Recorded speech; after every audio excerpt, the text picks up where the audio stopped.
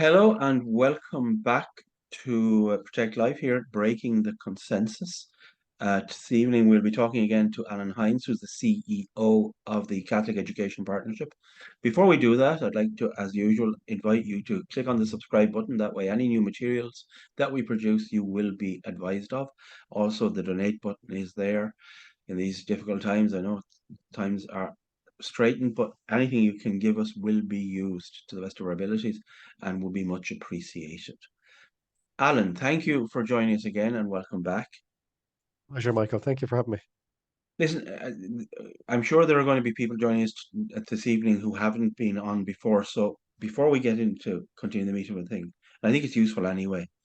Can you just give us a resume of where we are with uh, the SPHE and the RSA and the NCA and all of these various acronyms that we hear used and people maybe don't know what they are, what the proposals have been and how the thing has evolved since we last talked to you. So to give us a sense of where we are actually now. So first off, I suppose I'll just pull through some of the jumble of letters. So I'll start on my own. So CEP, we're the Catholic Education Partnership. So we're kind of an umbrella group that the bishops and religious orders have created. We have a mandate to speak on behalf of the Catholic education sector. So we be one of the lead agencies dealing with, let's say, the department and departments agencies like the NCCA, the National Council for Curriculum and Assessment, and we'd obviously do a lot of internal stuff within the various bodies within Catholic education as well. So the NCCA, as I said, is the National Council for Curriculum and Assessment. So one of their functions is to form the various curricula or curriculum specifications that will be used within Irish schools. And they do some, the prompting of the minister. They'd have a number of projects on at any time.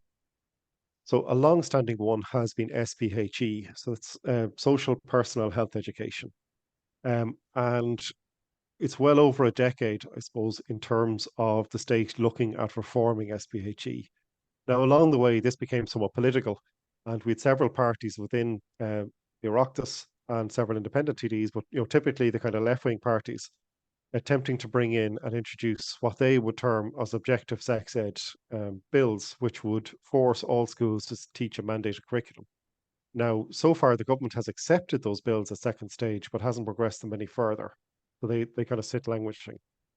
But in any event, it's just, there was political pressure coming on this as well, with a lot of pressure to introduce particularly, I suppose, what might be termed progressive or very left-wing SPHE curriculum. So far, the current minister certainly was reluctant to use legislation and has used the normal route of just getting the NCCA to propose a curriculum specification to her, and then she'll approve it. So one other thing, just component, would be the RSE. So that's relationship and sexuality education, which is now fully incorporated into SPHE. So often in the past, schools would have dealt with RSE as a separate, a standalone subject, and SPHE would have dealt with other aspects. So now the idea would be that it's integrated into one subject. So the NCCA were looking at reforming SPHE in 3 stages. So the first stage is going to be the junior cycle at post-primary, followed by senior cycle at post-primary, and then primary.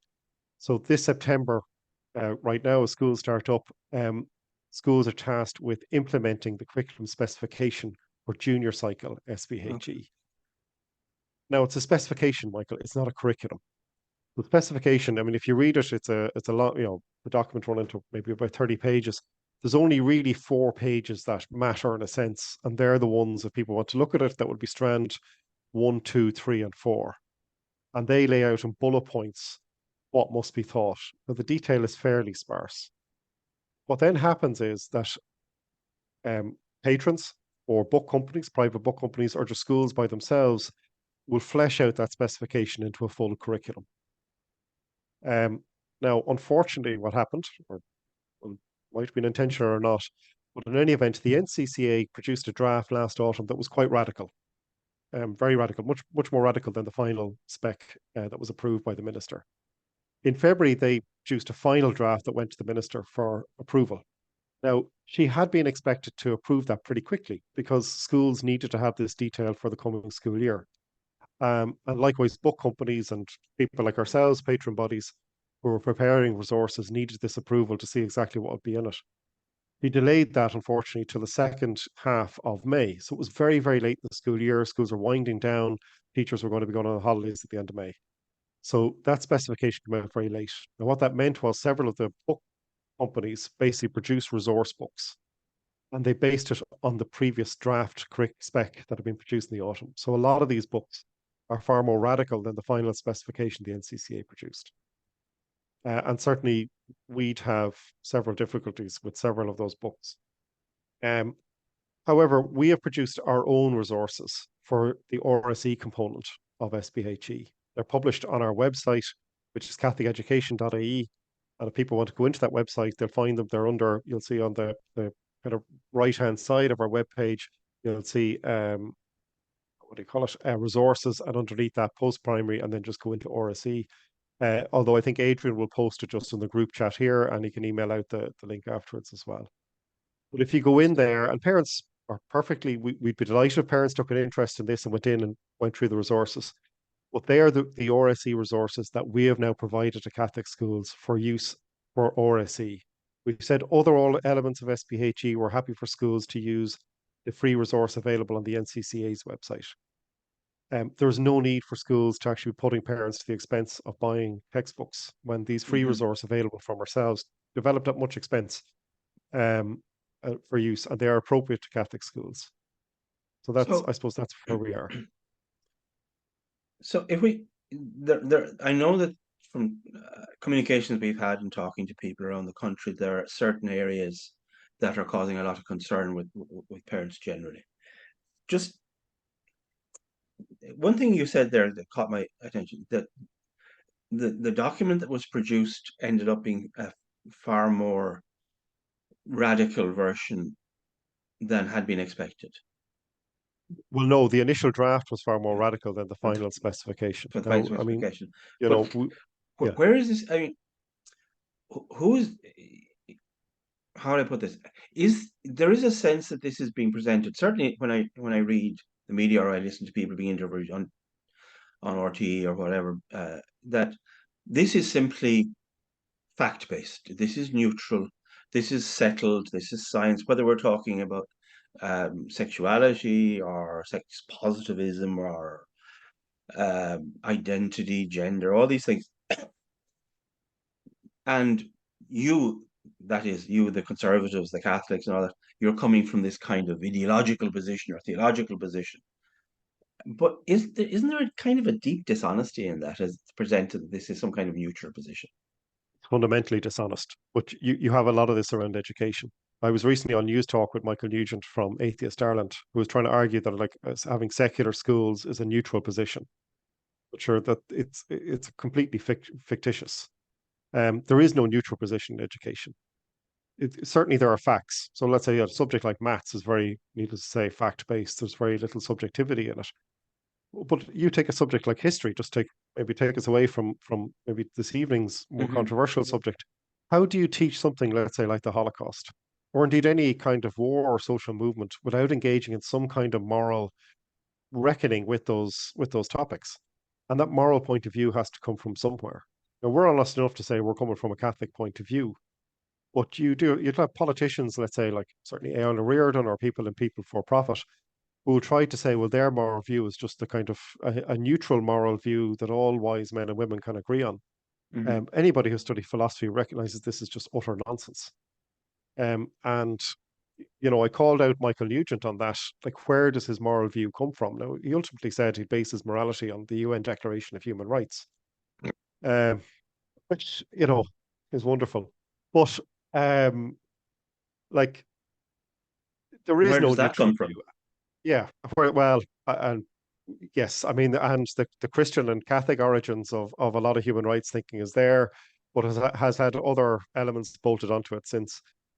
Um, but the on SPHE, once you're onto something like this, yes, certainly there are facts within relationship sexuality education, but very, very quickly you're into the realm of human behavior and human relationships and how we are towards one another.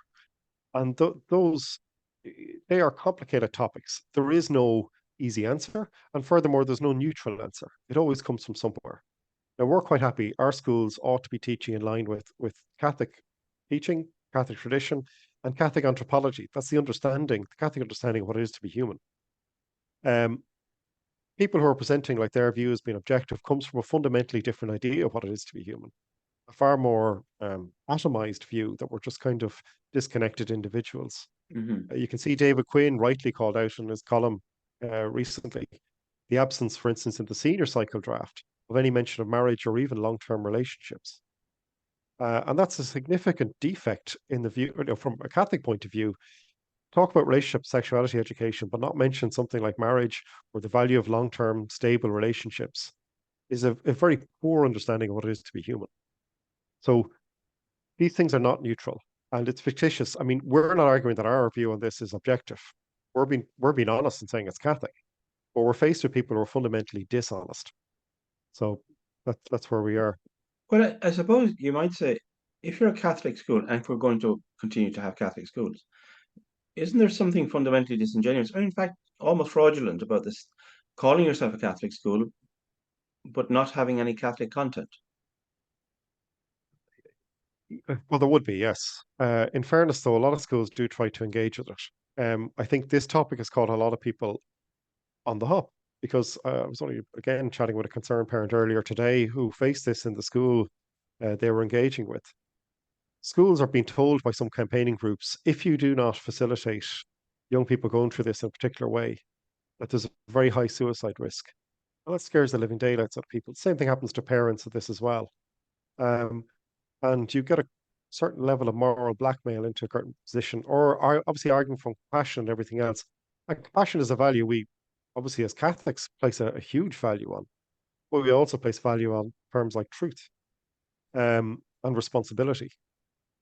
And with the junior spec one, for instance, now that we're discussing this evening, responsibility was a word that was absent from the first draft that we specifically had to argue to get included. And a lot of NGOs were very resistant to have included. They wanted to have a rights-based approach, but didn't want any mention of responsibility. Again, we just viewed that as entirely a paucity of understanding. So, I was talking Catholic to a, schools have, yeah, sorry, apologies, go on sorry, ahead. no, just I was talking to two friends of mine today who had recently moved their daughter, and the previous school they were looking at they're teaching on relationships and sexuality, and they went through it, and they said they had around 10 pages that they were given, and the word love never appeared anywhere, which they found a little bit shocking and worrying. And we managed to get that love or the love word or loving, I think, into the document because it was absent as well at the beginning, the specification. So you can see this, it's a very, um, in fact, if anything, I think we not just for Catholic schools, but I think we improved that document for everybody by getting things like love and responsibility included in. Now, some schools jumped the gun. They didn't, they were caught on the hop by the minister. They need to produce booklets and they've recommended texts to parents to purchase. Now, we communicated to schools in May that there was no need for this. And certainly parents should feel free to ask their school, their local Catholic school, are you using the Living Love resource provided by the Council for Education of the Irish Bishops' Conference? Are using this resource? Because it is the only resource recommended for use in Catholic schools. And it's certainly the only resource that the various bodies writing out to schools have directed their attention towards. Um, so I think parents, certainly anybody viewing this evening, should feel very comfortable in asking their schools that question. And if they're not using it, then why aren't they using it? And And legally, schools are entitled to do this. You know, um, I want to follow up on that a bit. We've had a number of people asking a question, which is they're a bit confused. They say, why are the bishops allowing this level of, say, what is called sex positive approach, say, to pornography, issues around gender identity, approach to sexuality in the schools? Do you think that we're potentially on the cusp here, if the documents go in the direction that they seem the originators seem to want them to go, that you may actually have an incoherence or a dissonance within schools where you will be teaching one thing, say, in religion class about anthropology, the nature of human beings, what they are, and then a different thing in the SPG. And what so the question being asked is, why are the bishops allowing this? Or are the bishops allowing this? I suppose I will add, maybe they're not. And to what extent can, say, groups like yours or say the church or whatever protect themselves? Well, for starters, there's a legal right. So both in terms of the Constitution and the Education Act of 1998. So both Section 9 and 15, Section 15 actually puts a legal duty on a board of management to uphold the ethos of the school, and that ethos is determined by the patron. Um, and Section 9 obliges it to teach its moral teachings in accordance with the school's characteristic spirit or ethos. Sorry, So and can I that's the interrupt you legal there base. because I have a question here that will, which is about directly here from a watcher. I'm quoting it here. I'll give you the full question. I have been told at the board of management meeting that the school is obliged to implement this new RSE program. I asked them about the Catholic ethos and this teaching, which is in direct contradiction to Catholic faith, but there was silence. What would you answer? What would you say to that? Our RSE resource complies with the specification. Again, what has happened is some schools have looked at the specification. So, for instance, we'll take the pornography question. There is nothing in the specification that says you must be like teach pro pornography or positive sex pornography. Um, that is an interpretation that others have now put onto the specification and may appear in other resources. But that does not appear in our resource. Now, we comply with the spec because we teach about pornography, or in our resource that we provided, there's a section on pornography. But that section deals with the moral issues around porn use, both in terms of how it's made, the social consequences of it, but also the damage it can have on the individual in terms of their own sexual formation and sexual maturity. Um, so our resource is in accordance with the specification in that it certainly discusses the issue around porn, but we discuss it from a Catholic point of view and look at it both in terms of the individual and society, the deep difficulties and frankly moral wrongs that are associated with it. Um, Similarly on other topics, so the church for some time has believed that there should be our schools should model dialogue and counter, and we certainly think that in terms of some of these questions, students need and deserve in a Catholic school and ought to receive a confident expression of Catholic teaching. But they should also be introduced to other worldviews as well in dialogue and counter with the Catholic worldview. Now, to be frank, all of our young people, like teenagers myself, are reading this stuff. It's all around them. Now, we can either explicitly acknowledge it and teach them how to critique it and give them the Catholic point of view on that. So, for instance, around the gender question, um, or we can leave the arguments they're finding online unanswered. Hmm. So the bishop's point of view on this, or not so much the bishop's, but the Council for Education point of view on this, is that we were much better taking the view that to enable young people to actually understand these ideas they're finding all around them, to critique them, and to see them in light of Catholic teaching. Which, by the way, in terms of the gender stuff, fundamentally, Michael, and you'll appreciate this in terms of philosophy, goes back to either a dualistic or a holistic view of what it is to be human. Hmm. So we're all the way Hmm. back to kind of Plato and Aristotle. Um, so we're not actually simply giving the church view, but we're also actually trying to give a philosophical underpinning for understanding some of these things for young people as well. Absolutely. I mean, I don't know if you're interested, but I remember one of the things that I found very attractive about Aquinas back in the day when a very young, much younger man, when he was asked the question. I think a lot of people would misunderstand this. Yes, have an assumption about a religious view that you are your soul or you are your spirit or you are your mind. And Aquinas is very clear. And I think this is, I imagine this is the church position today. No, you are not your soul. You are not your mind. You are not your body. You are your soul, your mind, and your body.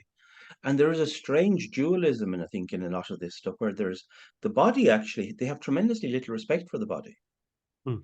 in a weird way, that the body is just this mechanism for carrying around this weird thing, a soul which has a gender. I don't quite understand it, but listen, that's for other people to explain. But yes, it. I think that the holistic approach is very attractive. So I want to get this right because so if I'm wrong, I can be the useful idiot here. Yeah, no, no. Well, What you're saying about the specifics, the specifications, it seems to me is that the specifications are broad, that hmm, they're identifying areas that have to be addressed, but the manner in which you address them can be guided by the ethos of the school. So if there are Catholic schools which are going in a direction which is sort of against a Catholic understanding of Catholic theology, that's a choice that they're making, which can be corrected.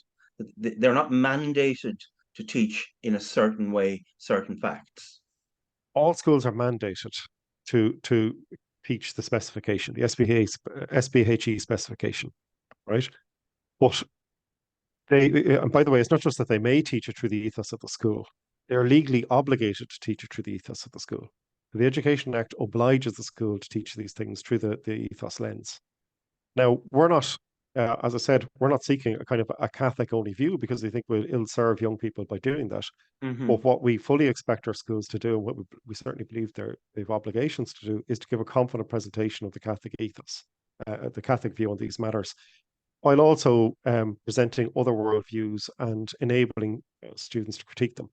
So it isn't just that I know you use the word may, but actually it's not a may. It's not that they may do it through the ethos. They are actually obligated to do They're so. obliged. So just in terms of your person who's on the board of management, again, it's if the school is using the RSE resource that is available for free on our website, they're in compliance both with the requirements of the Department of Education and of their ethos, right? So they fulfill both. These things don't have to be in conflict, Yeah. right? But again, this is part. I heard Richie Sadler on the phone or on the radio this morning, rather kind of ill-informed interview on the 9 o'clock show, or what used to be the Tuberty show before they exiled him into the darkness.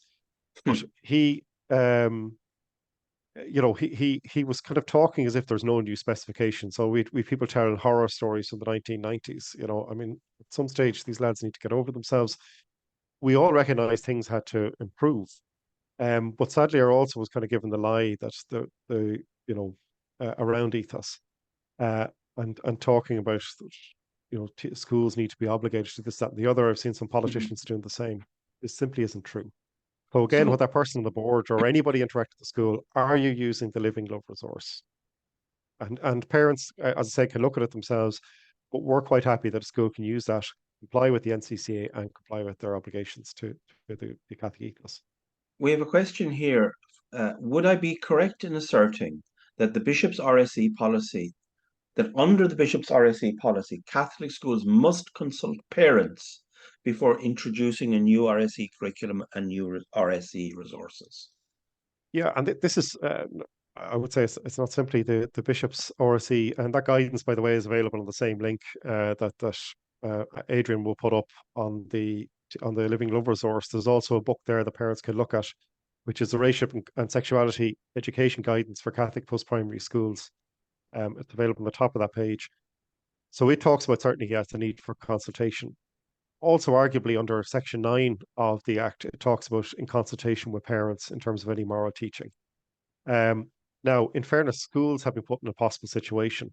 This was flagged to the department, but it was ignored in terms of how the minister went about approving this.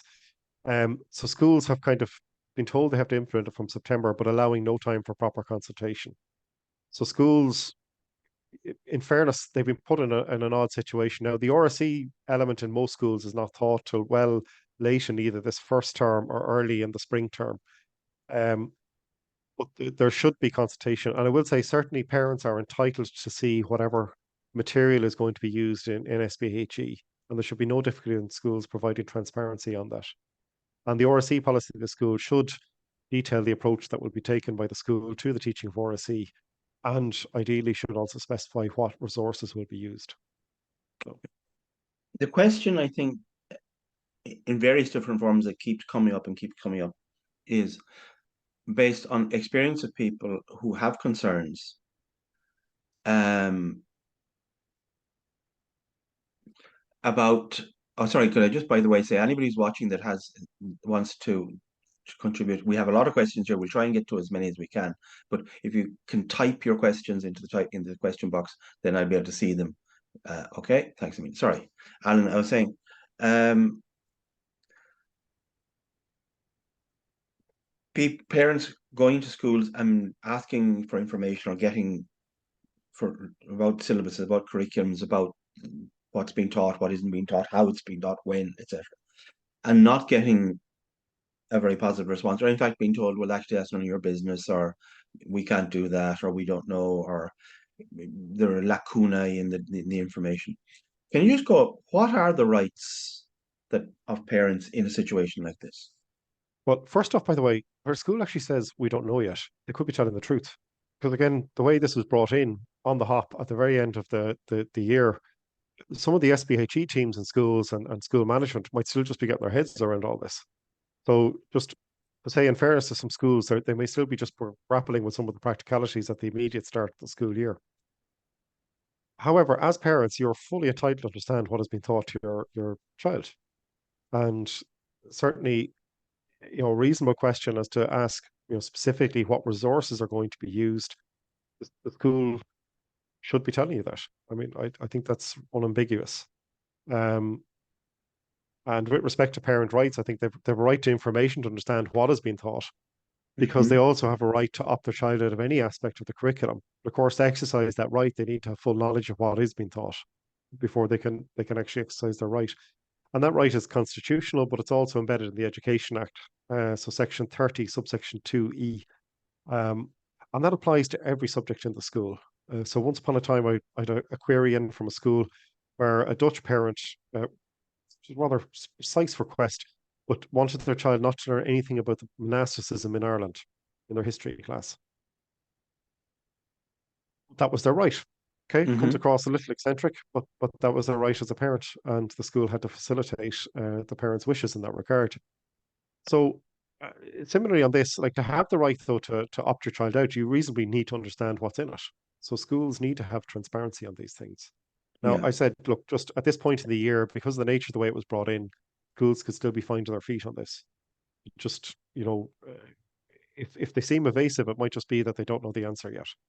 So just maybe a little charity for a couple of weeks, just to allow them to find their feet, and then maybe parents should. I would say in the first instance where parents have concerns, maybe try the year ahead first, or certainly the teacher responsible or the year ahead might be the best first stop. If you remain unhappy, obviously then approach the principal or deputy principals, one of the Hmm. senior management team in the school. And if you're still unhappy, obviously then you can follow that up with the board of management. But just the I first think, step, just start with the teacher yeah, or year ahead. I think it's probably a good idea when you're doing this. I'm saying this just from experience of dealing with, say, politicians or whatever. Before you go in, prepare, know exactly what it is you want to ask. Do a bit of prep, write it down, clarify in your own mind what it is, and then go in. You, not in a hostile approach, but take your time. Aileen wants to know, where is the Living Love textbook available? Is there a sample letter to schools requesting details of SPHE that will requesting a, is there a sample letter that you can send to schools that requesting details of the SPHE that will be covered and how it will be taught? I'm there's no sample there that I know of, but you might find the CSSPA, the Catholic Secondary Schools Parent Association, may well produce a template on that. I think I Okay. spotted. I know Alan Whelan spoke on this to your viewers some weeks ago. He's Yes. the president of the CSSPA. He's very helpful. Cap, I'd imagine he'd be happy enough to provide some kind of template. The Living Love is not a textbook. It's an online resource. And as I said, it's available on our website. We have full transparency. Parents can go in. It is rather large, but you can go in and investigate each one. It's spread over 3 years. The topics are clearly laid out. Um, and you're also able to see the teacher's notes that will appear under the slides and everything else. So there's nothing been hidden from parents in that regard. They see exactly what teachers will see. So it's not a textbook, it's an online resource. Because it's more fitting with actually how schools approach a lot of the subjects now, produce in that manner. Um, A number of people have been wondering, are you or perhaps somebody from your organization available maybe to attend to meet groups of parents or to organize conferences around the country? Because they're saying people are very confused, they don't know what their rights are, and they would like to have an opportunity to talk to somebody in a more concrete, direct way. sure. Just to be clear, so our organization is quite small, CEP. So we've other larger bodies like the management body for post-primary schools and the body that looks after or coordinates the various trusts that run a lot of Catholic post-primary schools. Um, CEP is just my board, myself, and an administrative assistant. However, I've never said no to meeting with groups. So, but obviously, I'm one person with a limited amount of time and a reasonably full calendar. But if organized groups are there, I'm quite happy if they want to contact me, CEO at catholiceducation.ie. That's CEO at catholiceducation.ie. And if I'm able to meet, if it's practical, I'm quite happy to do so. Or possibly even to meet online might suit. But look, if people want to get in Sure. contact direct, I'm happy to see what I can do. I can understand the wish maybe to have more face-to-face conversations. So Can you just repeat again which Education Act you're referring to and what the Education Act says about ethos? so the Education Act is the Education Act from 1998. So Okay. it was a kind of a consolidated bill that came in, or a major overhaul of education legislation in 1998. Now, since then, it's been amended numerous times, but it is still the main bit of legislation that deals with education. The main sections that deal with these matters, because people they can look it up themselves. If they Google Education Act 1998, you'll find a website called Irish Statute Book, and it'll allow you to see the consolidated act. So with all the amendments, a little bit of nerdish interest, but just if people want to, they can have a look at it that way. Um, so the main section is section 15.2. Let me double check that. So it deals with, sorry, Michael. Um, it just states that the board is responsible for upholding the ethos of the school and is accountable to the patron for so upholding it. Um, so that's where that obligation comes. Section 9 deals with the functions of a school, and subsection D of that says the schools shall promote the moral, spiritual, social, and personal development of students and provide health education for them in consultation with their parents, having a regard to the characteristic spirit of the school. That's rather important. So you see there, moral, spiritual, social, personal development, that is SPHE, and provide health Right. education. In consultation with, so there's two bits to then the obligation, in consultation with parents and having regard to the characteristic spirit or ethos of the school.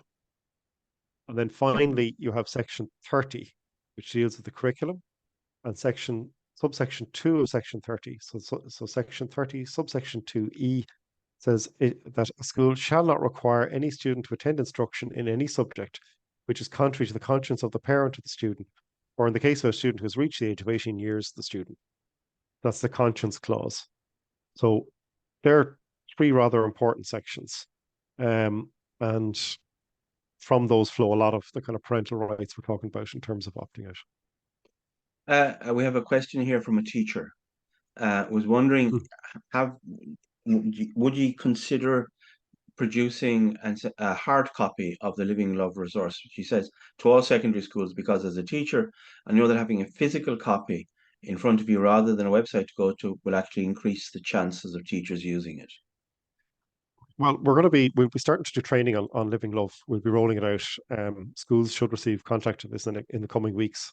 And we've a lady, a very experienced teacher who's going to be leading the training on this. It'll be done by, just for anybody's interested, kind of using the cluster structure within the Association of Management of Catholic Secondary Schools.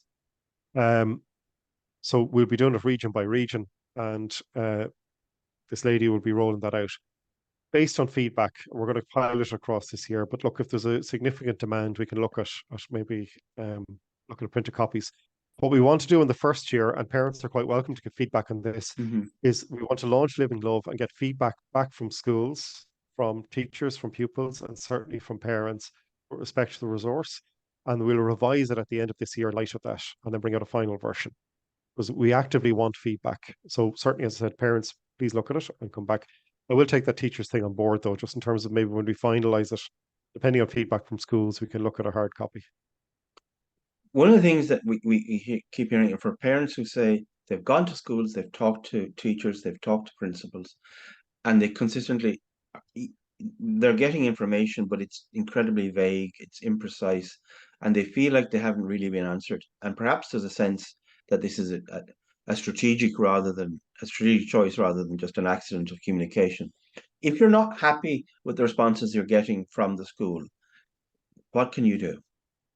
Well, as with all kind of, I suppose, engagement, you start at the lowest. I don't mean lowest in that sense, but the nearest level, let's say. So obviously the Yes. class teacher or your head. And then, as I said, you would engage with senior school management then in terms of the principal or deputy principal, and then onto the board of management.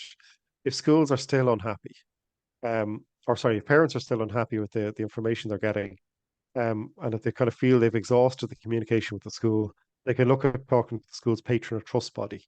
But this is just slightly important.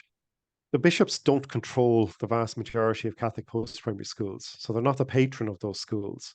There was a certain ecclesial authority that's still there, but unlike primary, let's say, where every primary school, every Catholic primary school has a bishop as a patron, that is not true of post-primary. Only around, only the diocesan colleges at post-primary are have a bishop as patron. All of the other Catholic schools either mainly are in certain large trusts. Others then Hmm. are with certain religious orders or whatever else. You can find that information on the website. And in fact, the school's admission policy will have it in the first section of the admissions policy will clearly identify who the patron or trustee of the school is. But you should find it on the website. And if you feel you've exhausted all local efforts, then reach out to the patron or trust body with respect to the difficulty you're having and ask them to help you resolve it. So they have the board of management of the school is accountable to the patron or trust for how they manage the school. So ultimately, if your parents unhappy, they can reach out to that level. But don't start there, if you know what I mean. Because if you go straight to the trust body, they're just going to ask you, have you interacted with the board of management? So you need to, in fairness, go through the local first Sure. before, yeah. Um, a number of people are say that there's a sense, a growing sense, that we've moved from a positive attitude to a neutral attitude, and we are actively a hostile attitude to the idea of having denominational education in any form. And I mean, this is not just about Catholic schools, but Yeah. Catholic schools, Quaker schools, Church of Ireland schools, Methodist schools, Presbyterian schools, Muslim schools, etc. That and that's coming from politicians. It's coming from NGOs. There may even be parts of the department that are going in that direction. First of all, I mean, do you think that there's an element of truth to that? And if parents are unhappy, or not just parents, but people generally are unhappy with this, how do you think how can they express uh, this? What's the best way to go about that? Well, okay, so there is a challenge coming on denominational education, and certainly there are voices there. They're minority, but they're very heavily funded NGOs, and we've seen over recent various different constitutional amendments and everything else, significant monies being put towards campaigning groups. We have a very well funded NGO sector that wants to see very radical reform in Irish society. So absolutely, there's a campaign underway. As I said, not just aimed at Catholic schools, but we're the largest uh, let's say, non-state body, but all denominational schools. Um, I would say anybody who wishes to engage with that, get straight onto your local TD, get onto all your local TDs, get your family to get onto them. Um, insist on meeting with them to discuss the topic. Don't just send emails. Mm. Having worked for a TD, emails arrive in like ticker tape and are easily dismissed to a certain extent. But a written letter actually scares them more and just ask for a meeting as well. Um, but we've seen people power recently, Michael, have a significant effect. This government was full bore going for a hate speech bill when significant public counter reaction, both in terms of online engagement and social media, Hmm. but also directly to TDs on the ground and councillors, have put the parties, now it might come back. We're going to have a second round of it, it looks like, but it put them off. And this is a bill that sailed through the door without any TD really looking properly at it. It was to the Shannon where they ran into problems. Uh, and similarly, we could see the referendums that they were looking at holding to change the definition of family or utterly dilute it and to remove, I suppose, mention of women from the constitution. They too now are running a little bit away from that because there's a sense of where the public mood is going. But politicians need to understand that public mood. Yeah. Now, on divestment at primary level, we looked at divesting over, there was over 60 schools engaged with a pilot process. From that, only two communities indicated a wish to divest.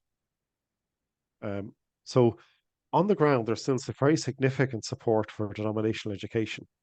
But in the abstract, you find a lot of prominent voices arguing against it. And I mean, I was at an event where a guy basically stood up and demanded that we engage in social engineering and just get rid of denominational education because essentially an elite knows best. Um, that is not our view, needs to say. If we have a community that wishes to leave the Catholic sector, patron will facilitate that. But what we find is actually communities want to stay. Do you Um, think that part of the problem here is because what you're saying, it resonates with a lot of the research that's been in the surveys, that people who are not religious formally in any sense still want their children to go to a Catholic school or a school like the one they went to. Do you think that sometimes the problem is a little bit of a dissonance? They want the Catholic education because they recognize it tends to be a quality one. Like if we look at the north of Ireland, where Catholic schools tend to be extremely successful. I have friends in England, and they tell me that, you've got people who never saw the inside of a church and are now active in their parish because they want to get their kids into Mm. the Catholic schools.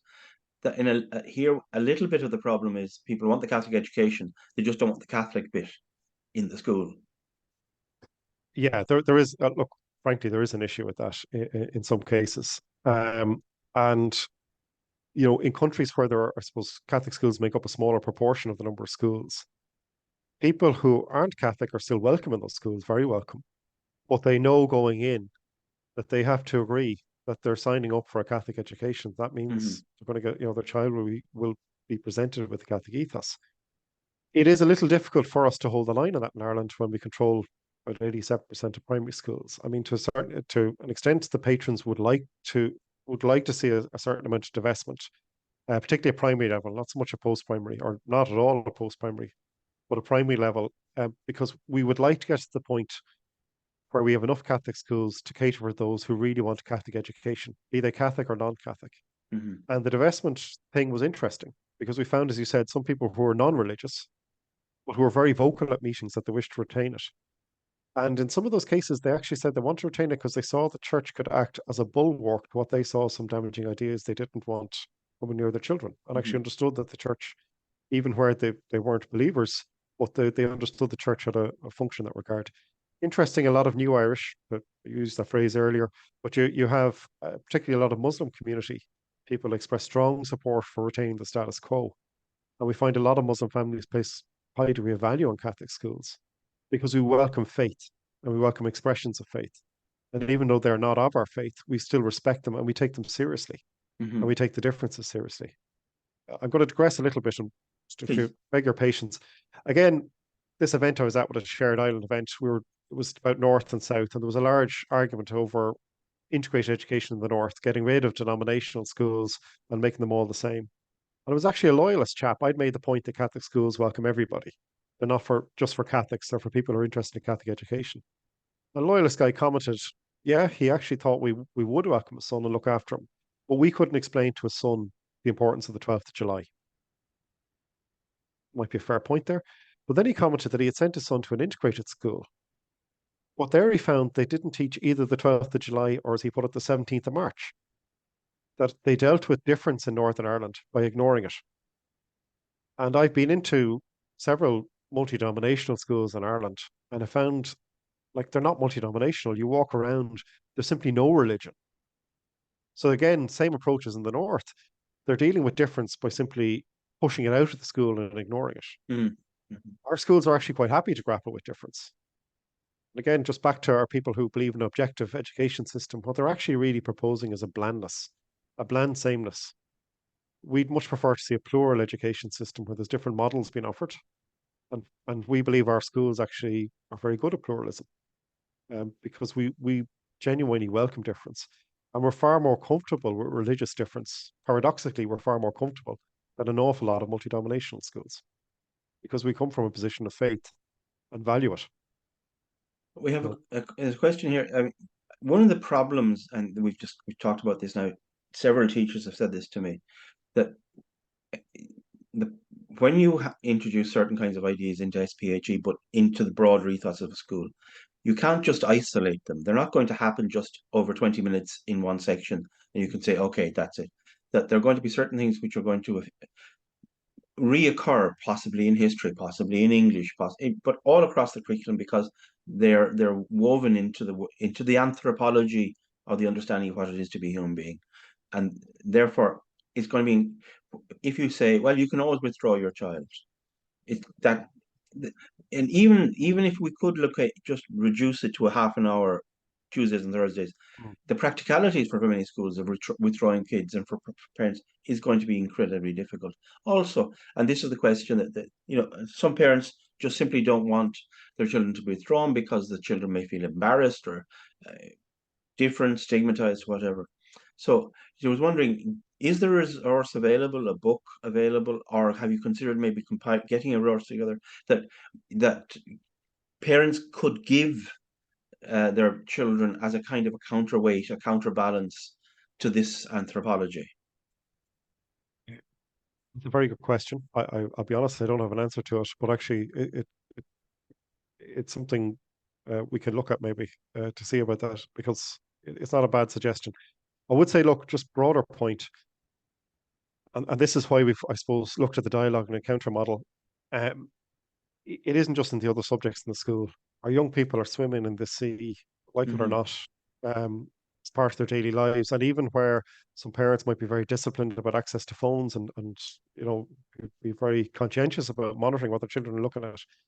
But the broader culture our young people are swimming in is a deeply strange one compared to the culture. I'm only in my late 40s, but even that I would have experienced as a teenager. It's very very different. Um, and as I said, I think our resource does a good job in terms of addressing what they're seeing and hearing and allowing them to understand it. So I would think, look, for parents who might feel isolated, go to the parent association. See, can you get the parent association to engage on the topic rather than just making it yourself? And again, the parent association will be fundamental to any review of the SPHE resource. So that might be one mechanism. Um, those associations sometimes can be quite narrow, active membership as well. But if enough parents engage with it, they can influence it. But I look at that separate resource, Michael. Ideally, we're hoping, what we hope is that parents won't feel the need to opt their children out because Hmm. schools will be using our resource. Obviously, if there's a difficulty with that, or if someone's in a non-Catholic school, it would be nice, I suppose, to have a separate resource to hand those students. Okay. Listen, Alan, I'd like to thank you very much. I'm conscious of the time is running on here. So I think I'm fairly sure that this is not the last time we shall be speaking. This is Yeah, not a no, subject that is going to go away. yeah. Well, just on that note, Michael, sorry to hold you up. Please. Just for parents to be aware, the NCCA are currently doing a consultation bit on the senior cycle SPHE, and that's going to be launched in schools next September. So it's really important that parents engage with that. I think Adrian is going So to post up or he already is, has posted up the link to the NCCA. is the consultation period There is open now? It's open now and it'll close on October 18th. But just when they go in, they'll see online surveys. Now, those surveys aren't well structured and they're kind of leading in terms of where parents will be giving their opinion.